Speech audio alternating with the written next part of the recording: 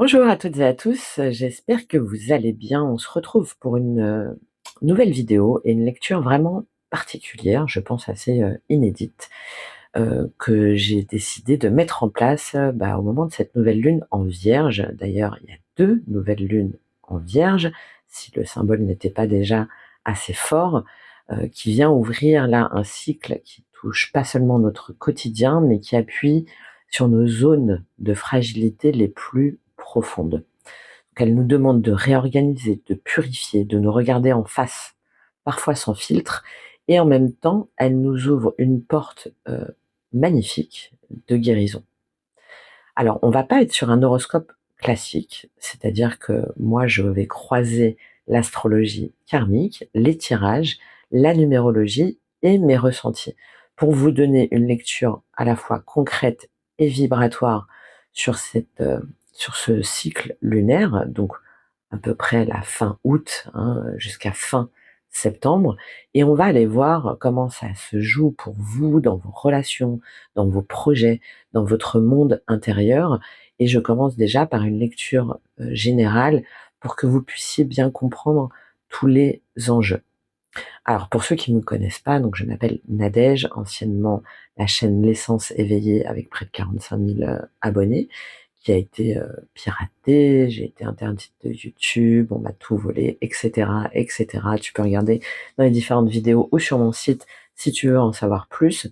Donc j'ai moi-même été impactée par cette reconfiguration complète. Mais je suis donc mentor, accompagnante, canal, et mon travail en fait, c'est de t'aider à transformer tes épreuves, hem, tes initiations, hein, qu'on traverse tous à un moment donné, qu'on a tous aussi l'impression à un moment donné de subir, de les transformer en clés de conscience. À comprendre aussi les messages cachés derrière tes blocages et à trouver surtout des outils pratiques pour avancer, puisque le cœur de ma mission, c'est l'alignement cœur, corps, esprit, et c'est ce que je vais essayer de faire à travers cette vidéo. D'ailleurs, si le message ou si la proposition te plaît, évidemment, n'hésite pas à liker, à t'abonner, à commenter, à partager, puisque là, on n'est pas seulement dans voilà ce qui va se passer, voilà pourquoi, enfin, on n'est pas dans du prédictif en fait. On est dans un mélange de toutes les énergies, de tous les codes telluriques, cosmiques, astrologiques, et moi également intuitif, par rapport aux messages que je peux recevoir, pour ensuite se dire: «OK, ah, je comprends mieux ce qui se passe, je comprends mieux ce qui bloque. Maintenant, j'en fais quoi?» D'accord? C'est ça, l'apprentissage. C'est j'apprends, je comprends, j'identifie, et derrière, je m'élève. Donc on va voir ensemble ce que cette nouvelle lune, elle vient activer déjà de façon globale, et ensuite pour chaque signe. Donc je vous invite à regarder évidemment votre signe solaire, votre ascendant et votre signe lunaire. Je vais détailler après pourquoi. Et bien sûr à prendre uniquement ce qui résonne. On commence tout de suite avec cette nouvelle lune, donc du 23 août 2025. D'ailleurs, je pense qu'il est d'autant plus impactante pour les personnes qui ont un nombre maître en 22. Hein. 22, donc nombre maître de bâtisseur, de stratège, de structuration pour initier, organiser, alimenter, matérialiser des projets qui sont directement reliés à l'esprit et à la matière. Hein. Si jamais tu as une résonance en 22, l'appel est d'autant plus fort pour toi, c'est ce que je ressens en tout cas. Alors cette nouvelle lune, elle est à 0 degré en Vierge et elle est en maison 12. Donc il y a un sentiment de mise à nu. La maison 12, avec une lunaison en plus à 0 degré en Vierge, c'est l'impression de repartir de zéro, de voir surgir aussi des choses enfouies, d'autant plus qu'on a le nœud nord en face qui est en Poisson. Donc ça passe, et c'est peut-être déjà passé, par des révélations inconscientes, des rêves très forts, de la fatigue ou un besoin de se retirer, parce que derrière on a une crise d'identité. hein. Si jamais tu regardes la roue, le soleil et la lune et l'ascendant sont conjoints. Donc ça veut dire quoi? Ça veut dire qu'il y a vraiment une confrontation à soi-même, à l'ego, aux limites du corps aussi, hein. C'est-à-dire qu'on sent qu'il faut faire table rase, mais ça peut être douloureux, aussi bien physiquement qu'émotionnellement, et mentalement. Et derrière, on a Uranus qui est en carré exact. Uranus, c'est celui qui foudroie, hein, c'est le tonnerre, et c'est celui qui explose, la foudre. Donc on a ce sentiment de tension nerveuse qui est exacerbé. Ça peut aussi donner place à des imprévus, à des éclats dans les relations, au niveau technologique aussi. Il y a un appel de toute façon à changer de méthode de vie, même si ça secoue. Et derrière tout ça, on a au niveau collectif énormément aussi de planètes qui jouent en coulisses et sur le devant de la scène, puisqu'on a Saturne, Neptune qui sont en bélier en maison 7. Donc ça va concerner tout ce qui est les crises en fait, au niveau des contrats, au niveau des alliances, au niveau de la diplomatie mondiale aussi bien entendu. On voit la remise en question d'engagements, que ce soit à travers les traités, à travers les alliances, les partenariats, les mariages symboliques ou concrets. Tu le vois de toute façon déjà sur la scène internationale. Il y a en plus derrière Pluton en Verseau qui est en maison 6. Donc la maison 6, c'est tout ce qui va être sur le concret, sur le soin, sur la routine, sur la guérison aussi.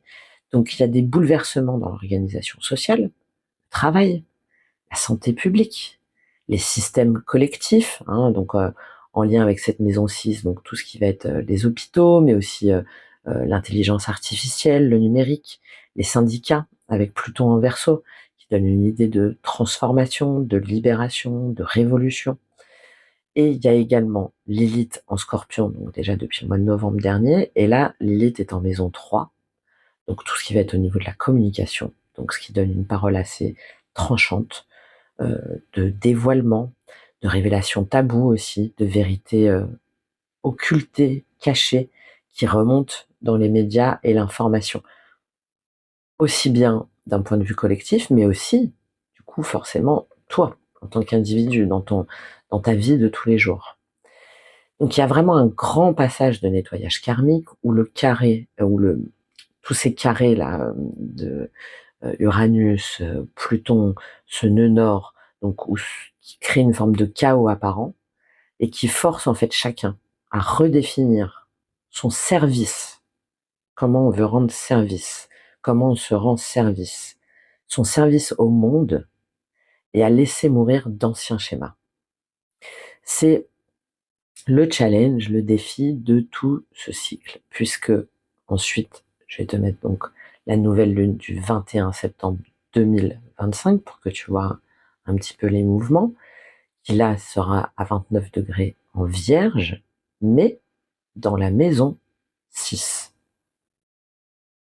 Donc après le plongeon du mois précédent, on retrouve, après cette notion d'illusion, de rêve, d'inconscient, d'inconfort, on retrouve avec cette maison 6 un besoin d'ordre concret. D'accord, la maison 6, elle insiste sur la santé, les habitudes, la discipline de vie. Et au moment de cette nouvelle lune du 21 septembre, on a également, donc, il y a aussi le passage à l'automne, hein, symboliquement. On a le soleil et la lune qui sont opposés, cette fois-ci, à Saturne et Neptune en maison 12. Voilà, ça fait l'inversion. Donc il y a une confrontation directe entre ce qu'on veut organiser, hein, en maison 6, le travail, le corps, le quotidien, et des forces d'effacement ou de confusion avec ces planètes très fortes transgénérationnelles de Saturne et Neptune, qui vont créer donc de la fatigue au niveau de la spiritualité aussi, de la dissolution. Hein, il y a énormément de flou euh, qui peuvent être potentiellement mis à nu, qui peuvent être identifiés si pendant tout ce cycle-là, tu as fait le travail, entre guillemets, hein, qui t'est proposé. On a aussi Mars, donc qui sera toujours en balance à 29 degrés. comme la Vierge, mais en maison 7. Et ce Mars en Balance, en maison 7, serait carré à Pluton en maison 10. Maison 10, c'est la carrière, c'est tout ce qui va être l'image publique, qu'on relie très souvent à l'ascendant. Donc, ça va donner des confrontations relationnelles très fortes, hein, que ce soit autour de toi, mais aussi à l'extérieur. On va parler de rupture, de justice, de procès, de repositionnement dans les partenariats. Là, ça va être encore plus tranchant. Et évidemment, ça va se répercuter au niveau du collectif, hein, avec Uranus qui sera encore en Gémeaux, en maison 2. Donc maison 2, c'est tout ce qui est ressources, valeurs, donc potentiellement une instabilité économique accrue, des surprises au niveau financier, pas forcément les meilleures, les monnaies aussi, les technologies qui vont être secouées, avec un point d'orgue pour moi, mais j'y reviendrai au moment de la pleine lune. Attention à cette bascule de la pleine lune, mais j'y reviendrai dans plusieurs vidéos, et également dans le cercle des alchimistes de l'âme. Il y a Pluton qui sera donc toujours en Verseau, mais en maison 10. Donc pareil, tout ce qui est mise à jour, carrière, tout ce qui est mis sur le devant de la scène. Donc ça donne une transformation des structures de pouvoir, des luttes aussi entre l'ancien et le nouveau système. Et on a cette fois-ci aussi le nœud nord et Lilith qui est en axe Poisson-Scorpion. D'autant plus accentué sur cette nouvelle lune du 21 septembre. Donc là, ça donne vraiment un réveil karmique collectif autour de tout ce qui va être toxique, des liens toxiques, de la manipulation, des rapports de pouvoir, des dépendances. Donc il y a vraiment un moment entre ces deux cycles de réorganisation forcée. C'est-à-dire que chacun doit assumer la responsabilité de son corps, de ses corps, de ses choix concrets, mais en même temps accepter une dissolution d'anciennes certitudes. Et ça va ressortir sous forme de crispation, aussi bien au niveau individuel, mais aussi bien au niveau collectif, autour de la justice, du travail et de la répartition des richesses. On est en plein dedans.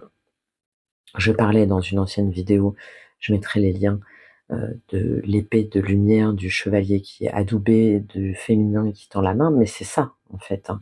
C'est comment est-ce que tu redeviens souverain, maître, comment est-ce que tu fais tes propres choix et comment est-ce que tu peux prendre cette épée de lumière, de clarté qui t'invite à te faire justice, mais pas n'importe comment et en tranchant des têtes, non, à te tenir prêt, suffisamment armé, vibratoirement, énergétiquement, mentalement, pour savoir le combat que toi tu souhaites mener. Pour qui, pourquoi, comment, avec qui et au nom de quoi.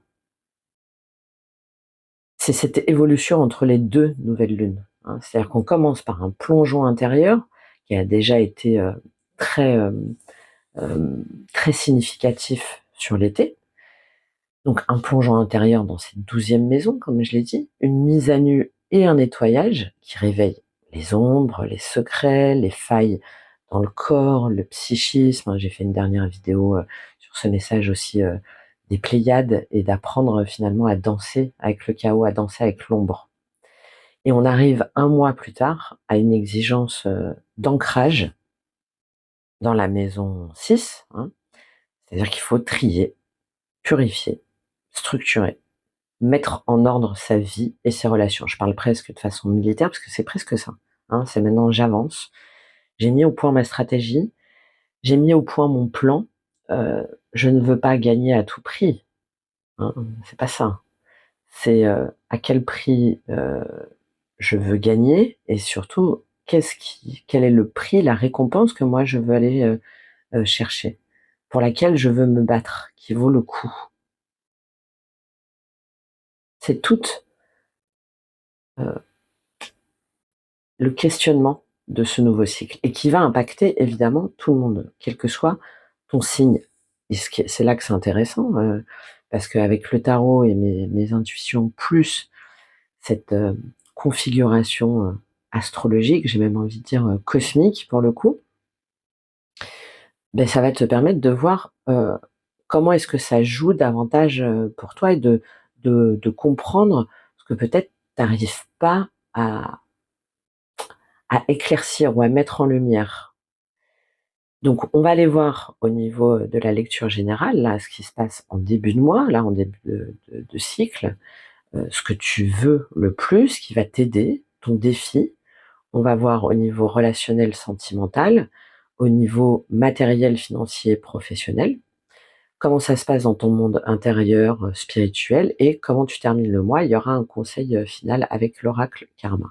Donc une lecture globale que je compléterai après par une carte en version, pour un guide en version payante si jamais ça t'intéresse. Donc là, l'objectif, c'est déjà de t'aider, de voir comment est-ce que ça joue sur les différents plans pour toi, et si tu as besoin d'aller plus loin, de savoir comment appliquer ça dans ta vie concrètement. Donc je propose un PDF qui va reprendre la problématique du mois, par exemple le besoin de lâcher prise relationnelle, ou le besoin d'une expression plus authentique, ou le besoin de redéfinir ses énergies ou ses ambitions. Bref, on verra ça ensemble. Ensuite, derrière, il va y avoir tout un décryptage karmique, cette fois-ci donc directement relié au placement par rapport au nœud nord, à Chiron, à Lilith, au vertex, aux astéroïdes aussi.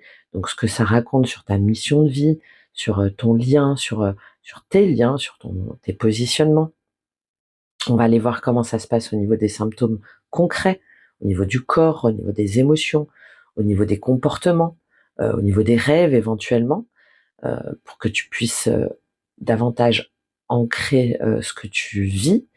Et ensuite, on va aller voir des solutions, des pistes de guérison à travers un rituel relativement simple et un exercice ou deux, selon, encore une fois, ce qui a été tiré selon mes ressentis.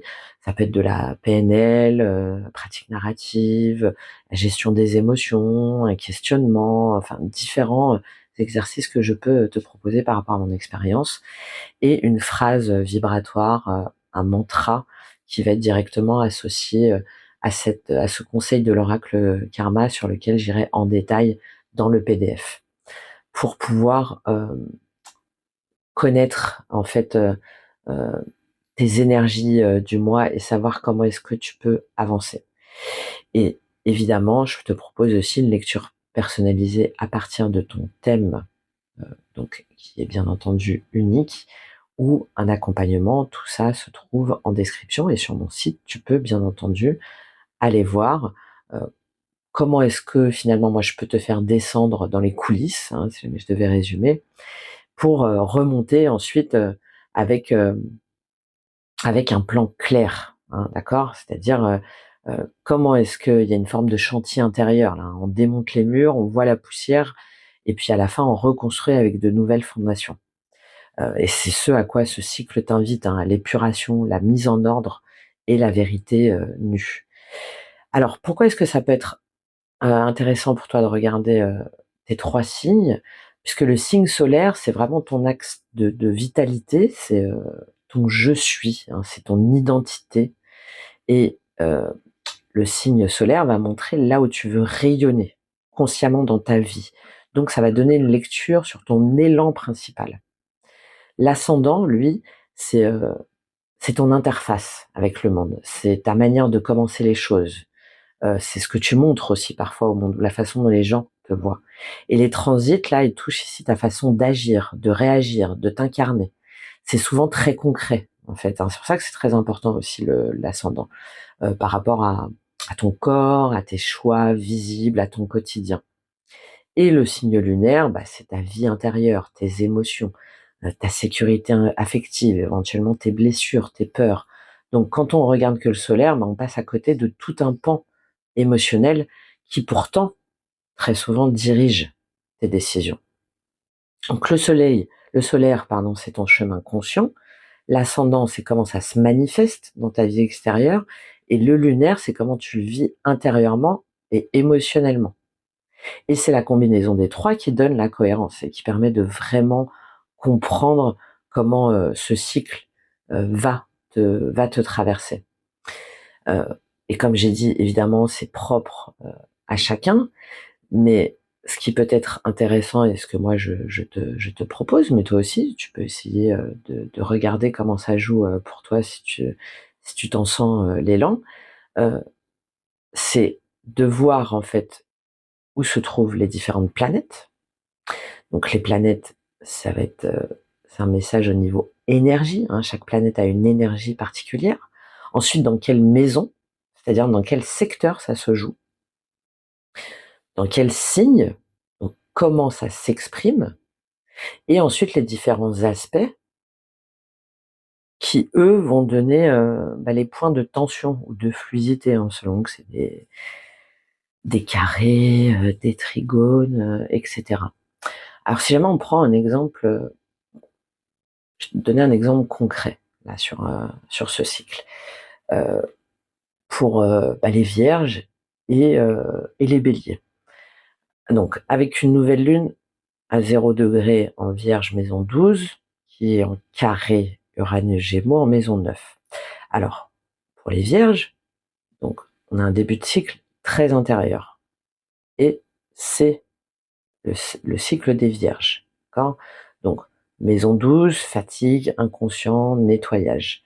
Mais avec Uranus en maison 9, donc c'est tout ce qui va être relié aux croyances, à l'apprentissage, à des nouveaux horizons aussi, vient casser des repères. Donc on a une impression d'être perdu, mais c'est une ouverture vers un autre regard. D'accord ? Donc par exemple, pour une vierge, c'est je ressens un reset, en fait, une reprogrammation intérieure, mon corps me parle, je dois lâcher de vieilles croyances pour avancer, mais est-ce que je vais être à la hauteur ? Est-ce que je vais y arriver ? Pour un bélier, donc la nouvelle lune évidemment est toujours en vierge, mais là elle est dans leur maison 6. Donc c'est tout ce qui va être par rapport au travail, à la santé, à l'hygiène de vie. Donc là, c'est pas leur identité directement, mais leur quotidien concret qui est impacté. Au niveau de l'emploi du temps, au niveau du rythme, au niveau du corps. Et pour les béliers, on a toujours carré Uranus en Gémeaux, mais là en maison 3. Donc ça va être au niveau des blocages, des révélations, dans la communication, dans la fratrie, l'entourage proche, les contrats de base aussi, les réseaux. Donc pour un bélier, ça va être davantage, ouais, je dois réorganiser en fait mon quotidien, je le sens, ma santé. Mais ça me bouscule en fait, ça me perturbe dans mes échanges, dans ma façon de parler, dans mes contrats. Ouais, tu vois la différence ? En vierge, c'est un impact vraiment identitaire, la santé personnelle, les croyances profondes, il y a quelque chose de viscéral, de karmique. En bélier, pour les béliers, ça va être davantage, ça a un impact au quotidien, au niveau de leur communication, et comment ils organisent leur temps et comment ils échangent avec les autres.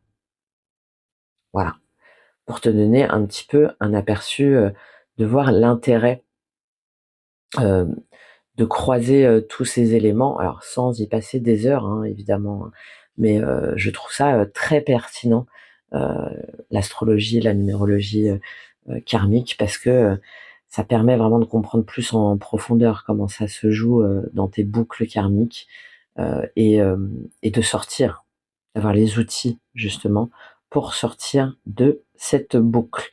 Voilà, donc je vais tirer pour chacun des signes les cartes à l'avance parce que sinon on va jamais s'en sortir et je te fais la lecture globale. J'espère que ça te plaira, ce nouveau format.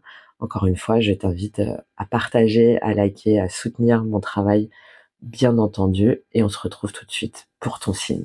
Chers Scorpions, bonjour, j'espère que vous allez bien. Alors, je vous invite à regarder la première partie pour bien comprendre déjà les énergies générales qui ne sont pas des moindres sur ce cycle de la nouvelle lune et donc en Vierge et plus globalement sur le mois de septembre, et bien comprendre ce tirage à la fois intuitif mais aussi sur le tarot est basé sur l'astrologie et particulièrement par rapport aux planètes qui influencent votre signe. On va aller voir ce qui se passe dans toutes les sphères pour vous, les scorpions, et on ira compléter avec le tarot Illuminati, où on fera une lecture détaillée pour ceux que ça intéresse, dans le guide dont je vous parlerai après.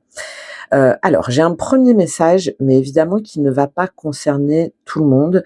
Là, il y a des personnes pour moi qui, où il y a des, qui ont dans leur famille ou dans leur entourage très proche, qui ont traversé un deuil, oui, très clairement. Et là, c'est un message très particulier, hein. Le message, c'est de les laisser partir, en fait. Et c'est de voilà, si jamais ce message résonne avec vous, c'est comme quoi ils sont bien, ils se sentent bien et que vous pouvez les laisser partir avec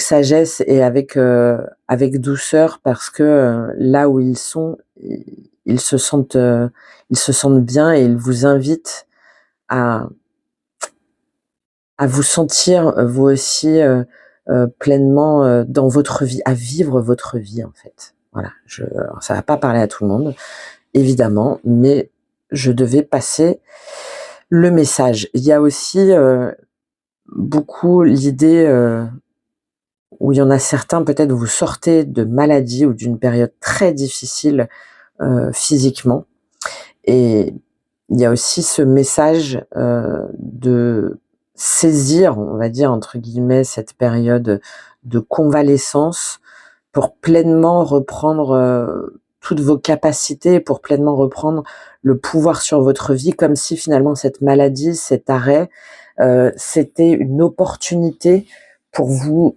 de renaître en étant pleinement vous-même et en vous réénergisant. Voilà. Donc il y a ces deux messages très particuliers, mais je devais les transmettre. Alors maintenant, on va faire une lecture plus globale pour vous. Donc, les scorpions. Il y a ce cycle-là, ça vous met face un petit peu à votre spécialité, hein. On est dans un cycle, dans tous les cas, de transformation radicale. Là, sur début de cycle, là, au moment où vous regardez cette vidéo, il y a une idée de convalescence, de ok, on se calme, on essaye de s'apaiser un peu, et je pense que ça joue soit dans vos cercles directs, dans vos projets collectifs, tout ce qui est en lien avec le réseau, d'accord?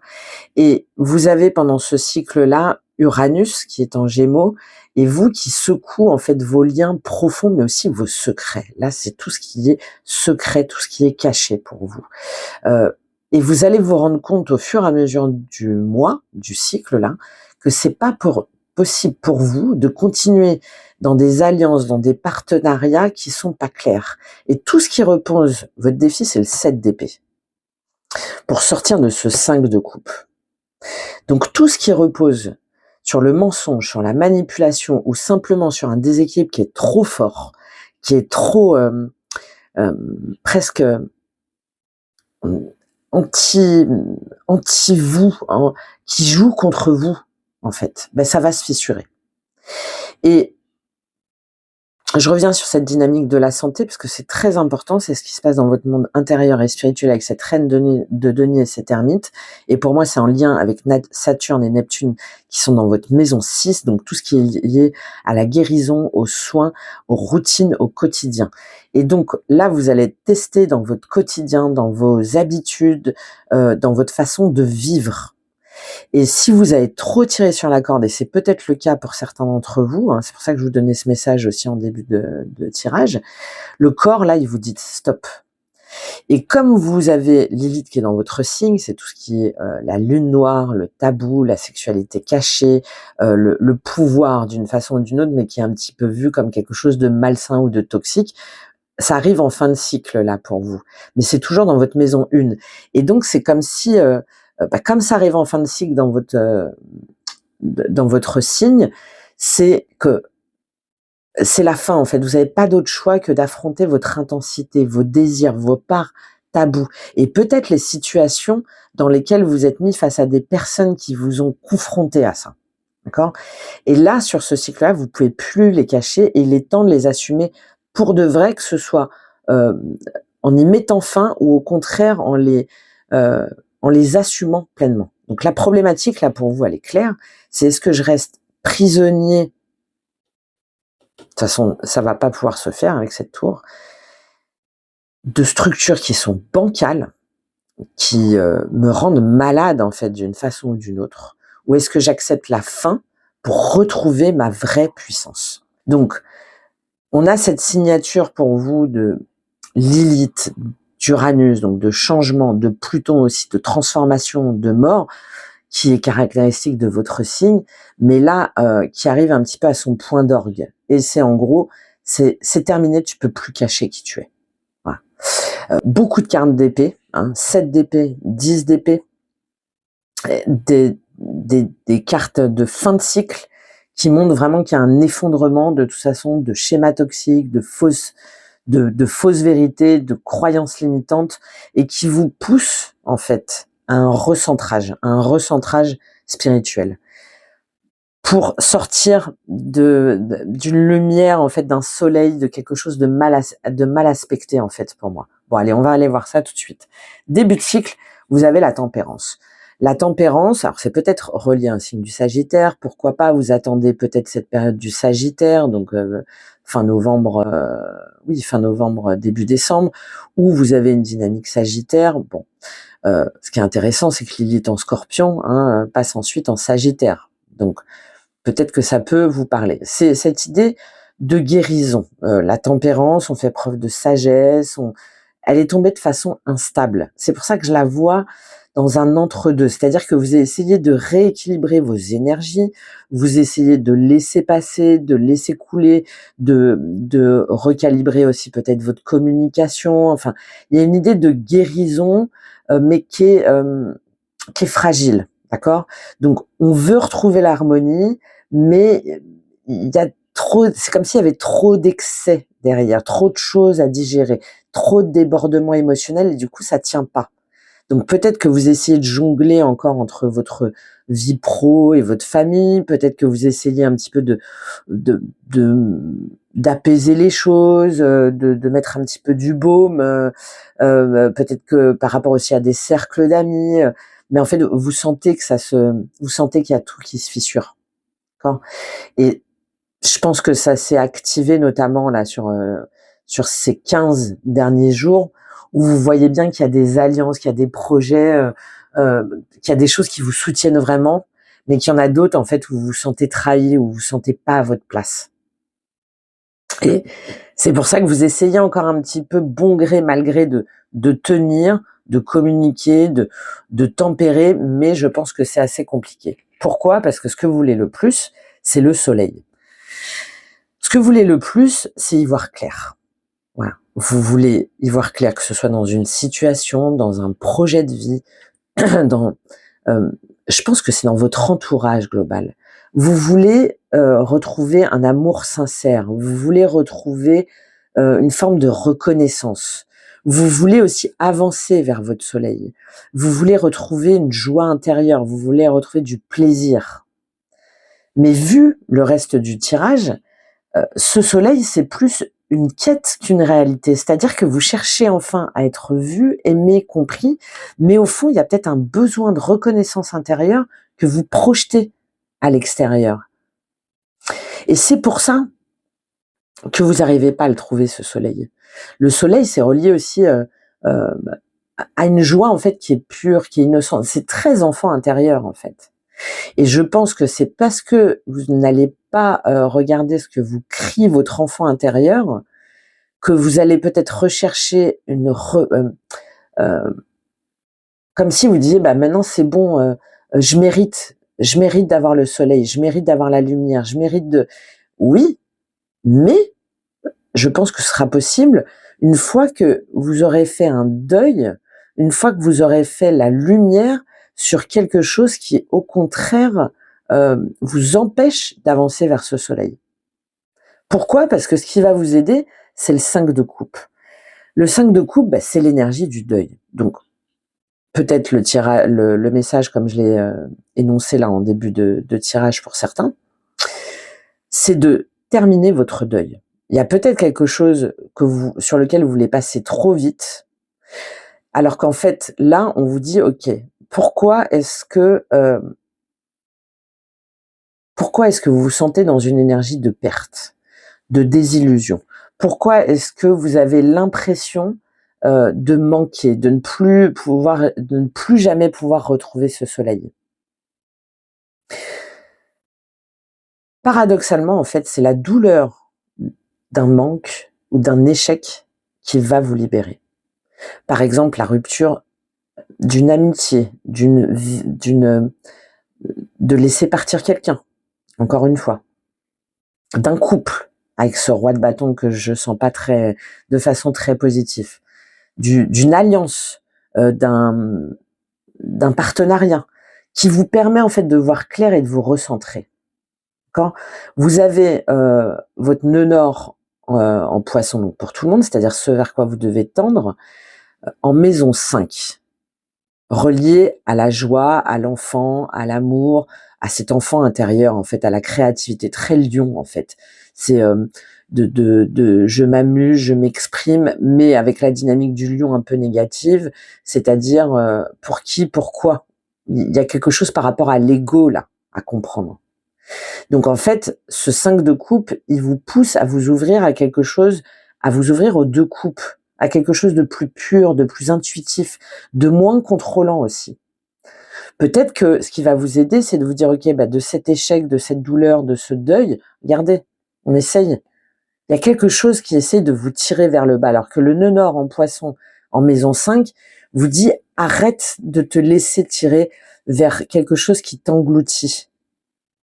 Regarde les coupes qu'il te reste, que ce soit en termes d'émotion, en termes de créativité, en termes de spiritualité, de vous lancer peut-être, de guérir peut-être par la thérapie, par l'art, par la musique, par d'exprimer votre sensibilité.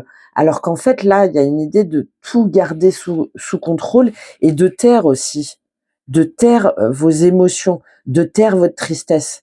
Alors que vous êtes amené à l'exprimer autrement pour aller chercher les deux coupes qui vous restent et sortir de ce marasme. C'est en tout cas ce qui va vous aider. D'autant plus que votre défi, c'est le 7 d'épée. Le 7 d'épée, pour moi, je le relie encore une fois à cette Lilith dans votre maison 1 qui vous dit, en fait, arrête de te cacher, sois entier, sois entière, même dans ton ombre. J'ai le message là tout de suite, attention, surtout pour les femmes, pardon, mais j'ai le message donc je le donne, aux anciens compagnons, à des personnes qui, aux menaces ou des choses comme ça là, il y a des précautions à prendre sur si jamais vous êtes dans des relations tumultueuses, etc. Oui, attention. Attention à bien vous préserver de quelqu'un qui potentiellement pourrait vous menacer ou vous faire du chantage. Voilà, le message est passé, c'est fait. Bon, 7 d'épée, c'est aussi le fait de devoir vous il y a une transformation en fait.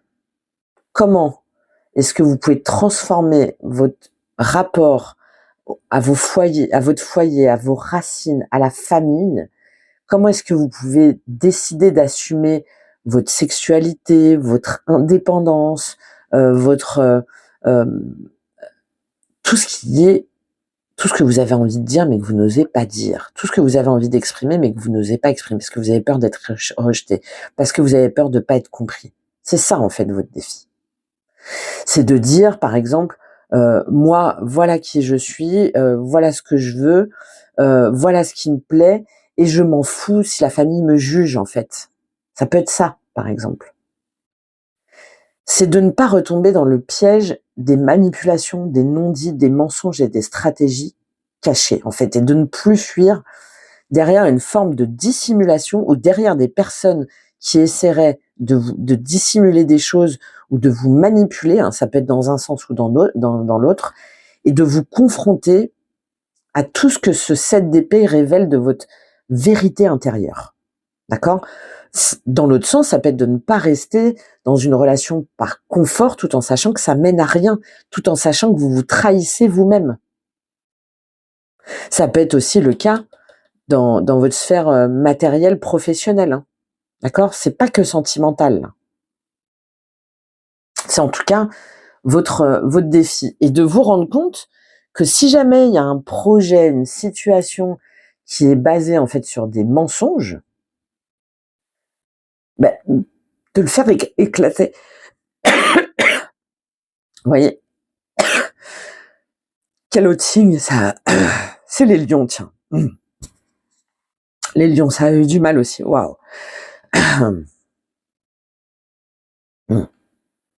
Attention hein, à la gorge, là, à la parole. Attention à la gorge qui tranche, attention à ça. Hein, là, il y a quelque chose qui est caché, il y a quelque chose qu'on vous dit pas, il y a quelque chose que vous dites pas, et ça vous, c'est ce qui vous met à terre hein, pour moi. Donc, si jamais vous vous rendez compte qu'il y a quelque chose qui ne tient pas la route et que vous-même vous avez trop longtemps refusé de voir la vérité d'une façon ou d'une autre, c'est la carte du moment là, c'est de mettre en lumière tout ce que vous n'osez pas assumer, que ce soit par rapport à votre puissance ou vos désirs ou votre part tabou, et que ce soit pour aussi stopper des schémas qui vous mettraient face à ce 7 d'épée, d'accord?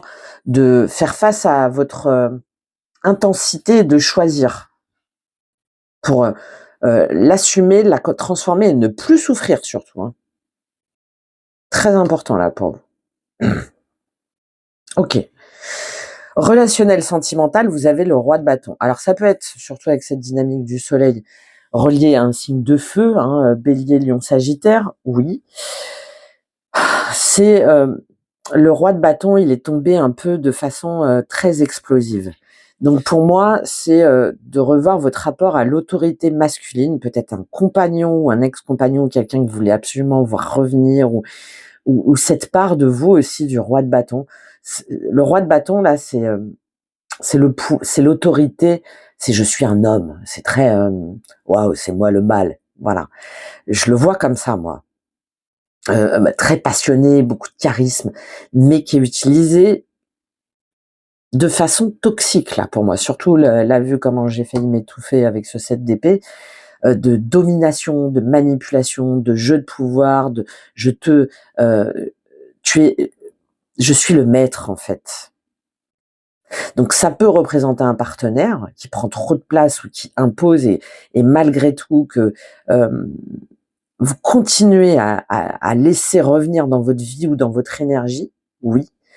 Ou ça peut être aussi vous-même quand vous tombez dans le contrôle, dans une volonté de domination, de c'est moi qui décide, c'est moi qui impose. Bon, encore, on va les compléter hein, avec les cartes. Hein. Mais il y a quelque chose par rapport à ça, par rapport à ce schéma de domination, de contrôle, de soumission à revoir dans la sphère relationnelle sentimentale.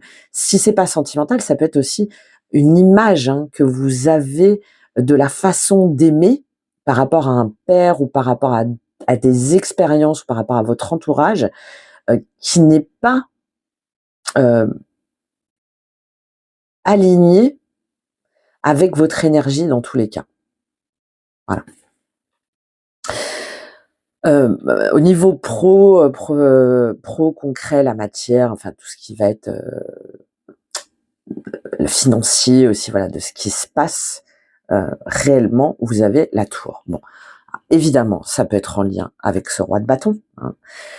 D'où les messages là que je vous passe qui vont pas, attention, hein, faut pas rentrer non plus dans la frayeur, enfin voilà, hein, c'est uniquement si vraiment vous vous sentez à un moment donné menacé, hein, bien sûr.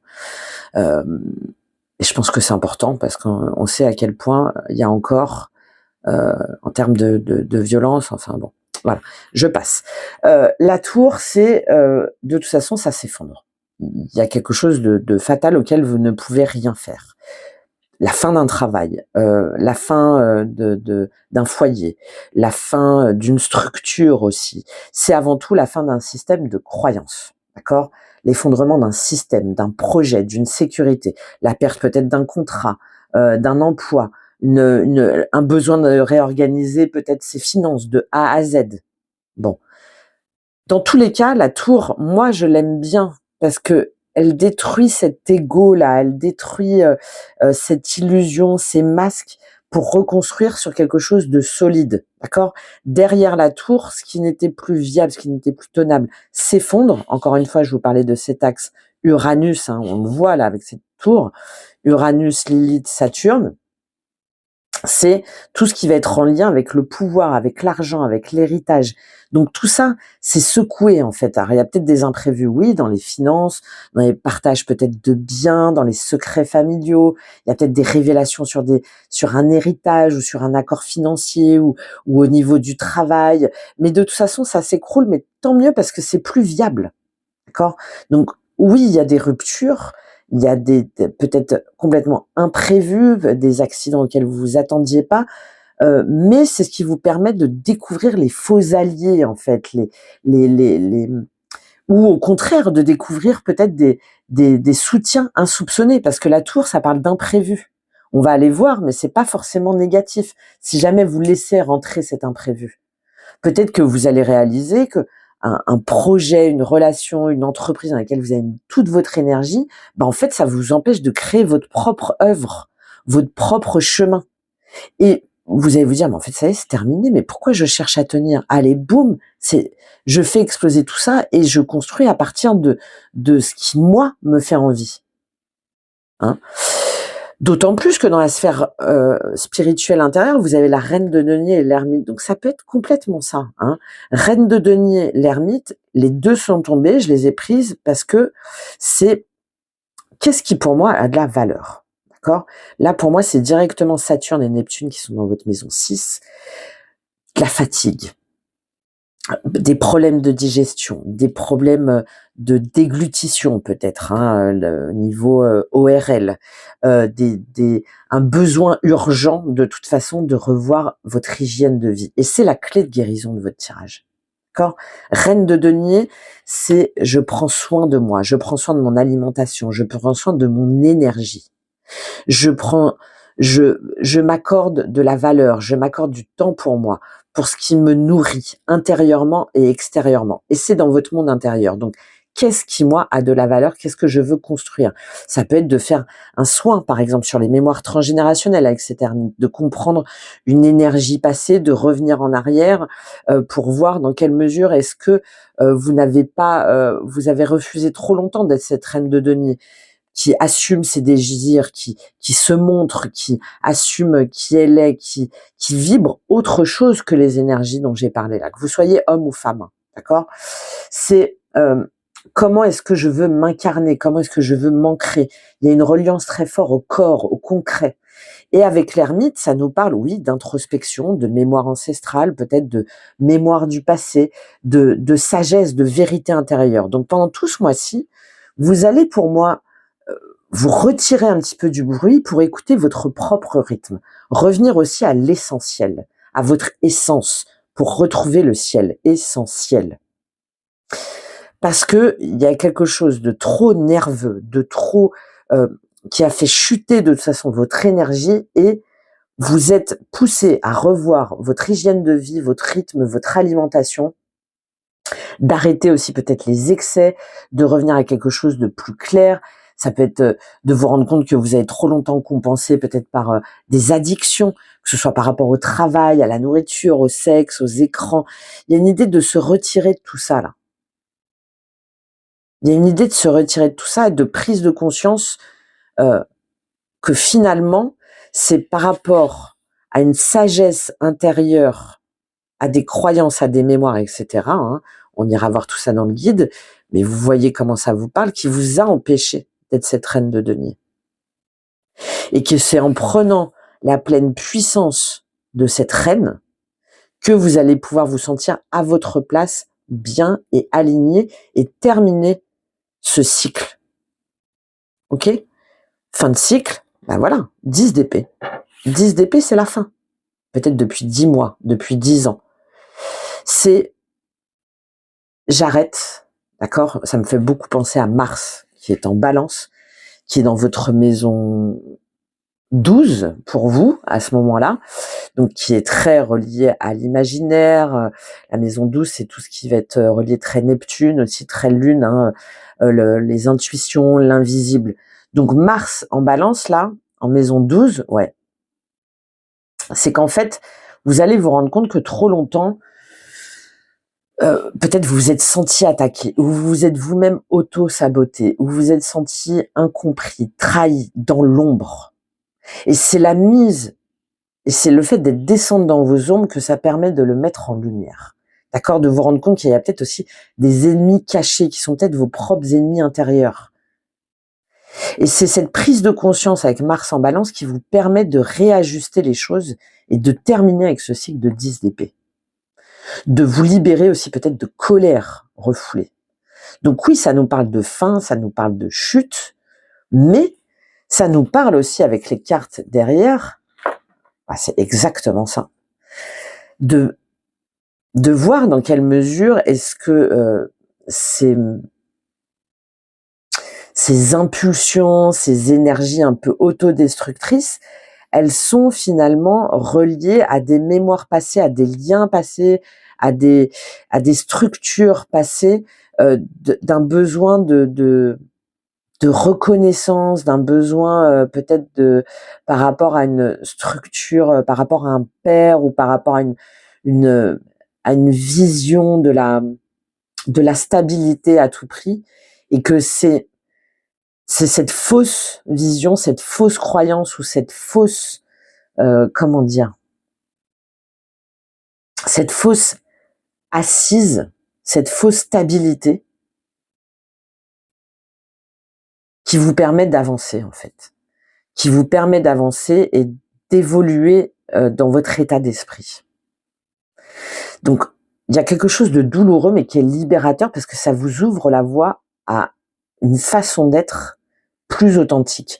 Comme si vous finissiez par mourir à un ancien cycle, dans les faits, hein, ou intérieurement, pour poser des nouvelles bases plus stables, et surtout qui ne sont plus relatives à des blessures d'enfance, ou à des mémoires passées, ou à des liens passés, d'une autorité en vous, ou d'une autorité à l'extérieur de vous, qui vous a laissé trop longtemps croire à quelque chose, à un paradis perdu, en fait. Et on terminera avec ce conseil de l'oracle karma qu'on ira détailler dans le guide, hein, mais c'est ça, c'est la récompense. Le conseil, c'est la traversée, elle est dure, mais derrière, la récolte, elle arrive. À partir de votre paradis à vous, à partir de votre vision à vous. Quand le but, en fait, de ce chaos, hein, plus ou moins important évidemment selon votre situation, c'est le retour à votre paix intérieure, à un paradis retrouvé, mais qui passe par une purge. Et c'est comme si vous deviez enfin vous faire ce plus beau cadeau. D'accord? Donc on est vraiment dans cette idée de cycle de destruction créatrice, de perdre une façade, une illusion, un pouvoir factice que vous pensiez, qui vous a trop longtemps tenu, en fait.